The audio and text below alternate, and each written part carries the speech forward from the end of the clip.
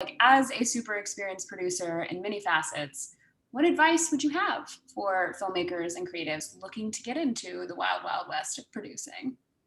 Just producing in general. Well, I like producing because I get to be a part of every facet of the production, right? So you're interacting with the director, the writer, the money, the locations, the production designers, just everything. And your job, it's really important to understand what the job is going from the moment you hear of an idea or read a script all the way to the point where you're collecting the money after the movie's been released. And that's a 3 to 5 year process. So you better love your film. That's the first thing. But to get into producing, it's really not a science. There's no like, get this job, sign up for this thing, do this internship, work for CAA. Like, no, what it is and why I was able to do it so quickly, and for a long period of time, is it's all on you. You find the script, you find the money, you hire the director, you put together a team that then goes and picks the actors, and then you go on the scouts, hire the line producer and put together the budgets. Like, it's all on you the whole way, and it's sort of its own company of you. So if I'm not into ego stuff, so I don't call my company Bradley Gallo Productions, but it is Bradley Gallo Productions, right? That's what you, there's no like job, you are the job.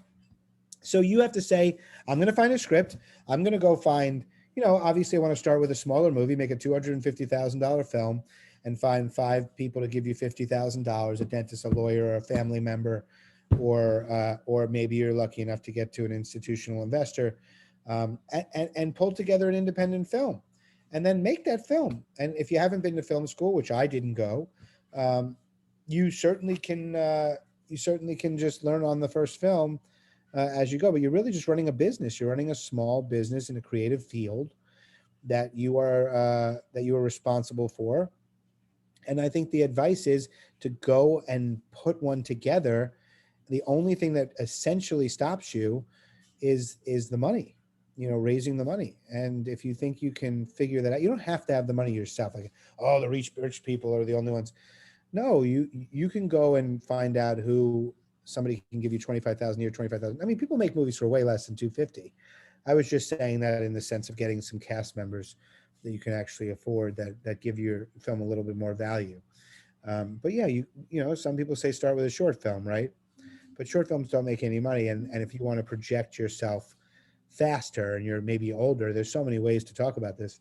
I'd say go make one and put this together. And all of a sudden you made that one. Somebody else hands you a script. You're making that one. Now you have 3 movies that you made as a producer. You start a company. You call it what you want to call it. You look for financing for your company. Then you start getting hired maybe by a streamer or a studio because you made a horror film that did well. I'm making that up.